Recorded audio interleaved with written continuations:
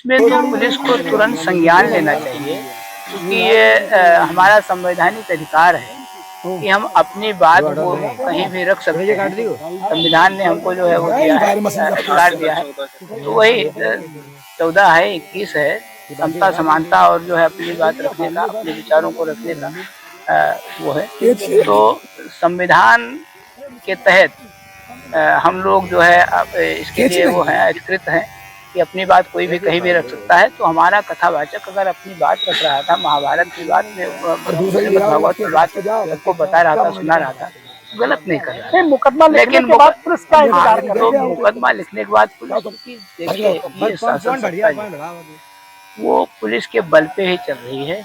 वो अपनी उसको छुपाने के लिए कि हमारी बदनामी न हो, उसको पता चला होगा, पुलिस को रोक दिया होगा। पुलिस तो उनकी है, हमारी तो है नहीं। तो अब तो दंगा भड़ गया, वहाँ तो बवाल हो रहा है, लाठियां और गोलियां चलने की नौबत आ गई। इस पे अगर जो है उनका वो था, क्या कहते हैं, आधार कार्ड फर्जी था होता तो उनके खिलाफ मुकदमा आप चलाते। मारपीट क्यों किया, उनके साथ ऐसा दुर्व्यवहार क्यों किया? और उस चीज को जो आपने कहा, उस चीज को मैं नहीं कह सकता। मैं जो है डबल ग्रेजुएट हूँ, तो गंगा जल के रूप में इस तरह से उनका वो किया गया। तो अब वो चीजें, अब माननीय माता प्रसाद पांडे जी के ऊपर और उनके ऊपर, यादव जी के ऊपर अंडे फेंके गए, क्या है वो ब्राह्मण नहीं है क्या?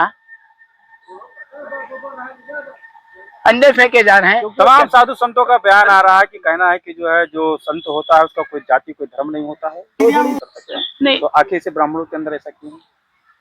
भाई मैंने कह दिया कि ये अपने को हमेशा सर्वोच्च मानते हैं, चाहे वो एक अक्षर भी न पढ़े हों। अगर ब्राह्मण खानदान में पैदा हो गए तो कहते हैं हम सर्वोच्च हैं। जबकि तमाम इंजीनियर, तमाम पीएचडी किए हुए, तमाम अधिवक्ता, तमाम डॉक्टर उनके पांव छूते हैं जाके। कानून आपका क्या कहता है? कानून तो कानून से चल रहा है। नहीं, तो मैं तो कह रहा हूँ कि संवैधानिक अधिकार का हनन हो रहा है हमारे, ठीक है।